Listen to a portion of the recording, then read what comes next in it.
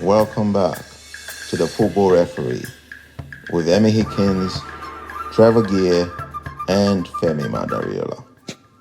They then show it up on the screen before the penalty is taken off. If it's a penalty and we've given it away, a lot of home fans on any team will say, "Oh, it wasn't a penalty," and all the rest of it. Only to perhaps get home and watch Match of the Day, and you see it damn well was a penalty. Right. And the opposite can be true. And the measure I always take is, how would I have felt if that was a penalty? I didn't want to admit it though, but how would I have felt if it should have been a penalty for Palace and they weren't given it? And I'd say, well, that wouldn't, I wouldn't like that. So that's often a measure of honesty with yourself. I do try to be fair, but let's face it, lots of tackles and incidents on a football pitch are seemingly very much 50-50 anyway, so you can't really judge that. But anyway, to come to your question, it's a good question there.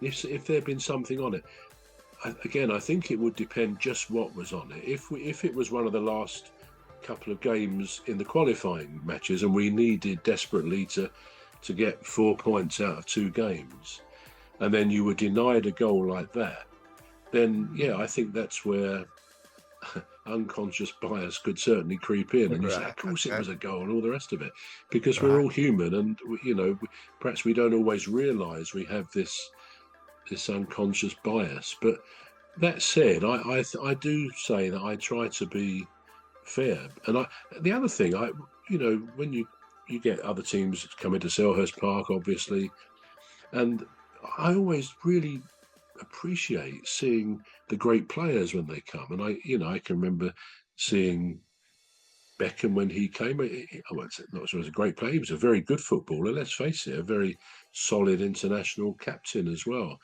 And Wayne Rooney was always excellent. I remember Michael Owen. And it always saddens me a bit in football that the really top players, almost from the off, get booed by the home fans, or even the away fans, depending on the situation. And I always think, for goodness sake, don't do that. Just watch and see how great players play. I mean, Harry Kane's a good example. Not that I don't remember him getting booed much, but he was. I always felt he's a top world-class footballer, which I believe he is. He's superb. But if these top players, whenever Rooney came, people always used to sing horrible things to him. You great fat what's it and all the rest of it, which he wasn't. And he's a brilliant footballer. And of course, when you're then cheering England, you cheer all these people, but it's a bit of an irony when they're coming with their clubs. I mean, they can handle it. That's part of the deal, isn't it? They know they're going to be treated a bit roughly. But I always like to watch the great footballers if some of them come to us, and we can watch them. And I think sometimes football fans can miss out on. We're going to take a short break now. The Football Referee will be back shortly. You're listening to the Football Referee with Emmy Hikins, Trevor and Femi Madariola. The Football Referee will be back shortly. Please stay tuned. The Football Referee is looking for sponsors. If you're a business out there looking to spread the word about the products and services you offer, please get in touch on our website, deepstuffrecords.com. And also, if you're looking to get involved on this show, please reach out via our Facebook page, Deep Stuff Radio or Deep Stuff Records. Thank you.